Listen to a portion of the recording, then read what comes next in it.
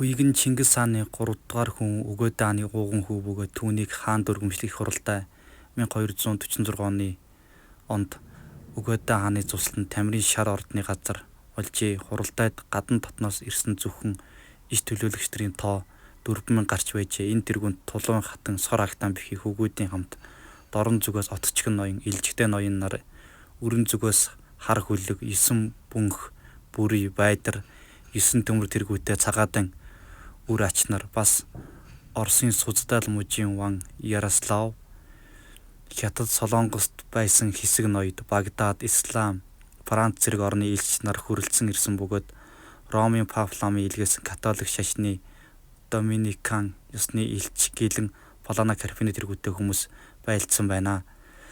Энэ хуралдайд Алтан ордны хаан Бат бие өвчтэй гэсэн шалтгаан зааж оролцсонгүй. Дүү бэрх зэрэг ноёдыг явуулжээ.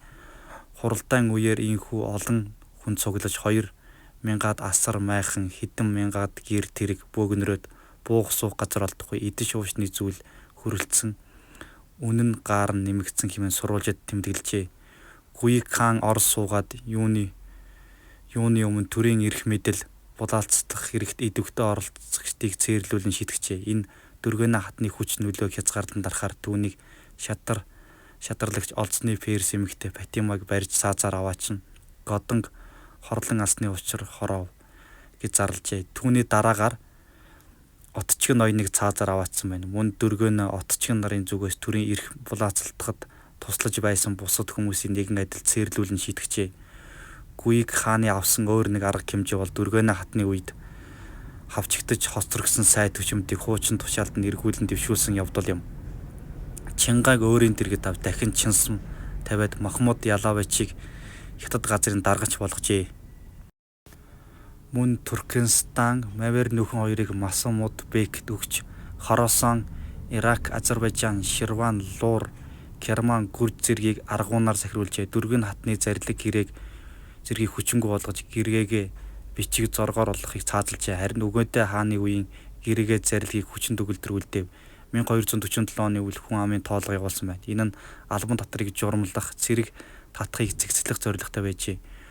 Гүйг хаан Монгол гүрний дотоод гадаад болдгийг ихээхэн анхаарснаас гадна эзэнт гүрний нутагт хүн амын тоолго, алав дотор цэргийн албаны тоог хэмжээг тогтоожээ.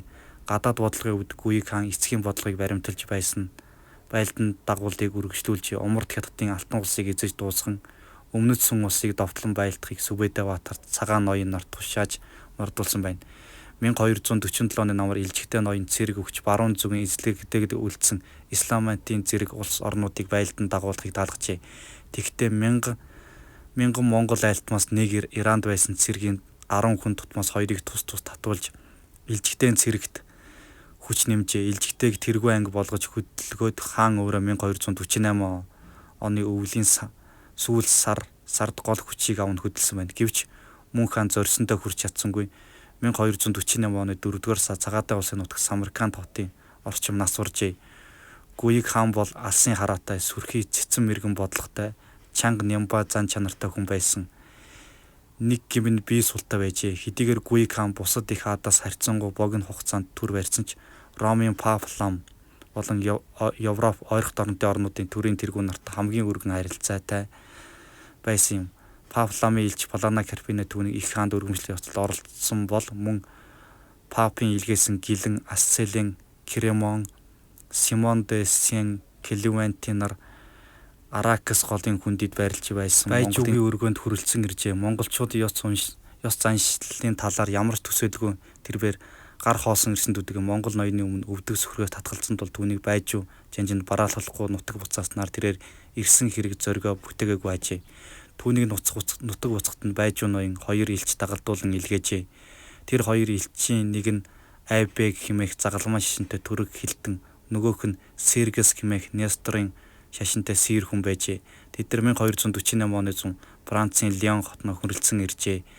Папад байжуу ноёны илгээсэн хариу захидал агуулгын хувьд их хаан Гүйг Пап 4-р Иннокентад бичсэн захидалтай ижил байсан байна.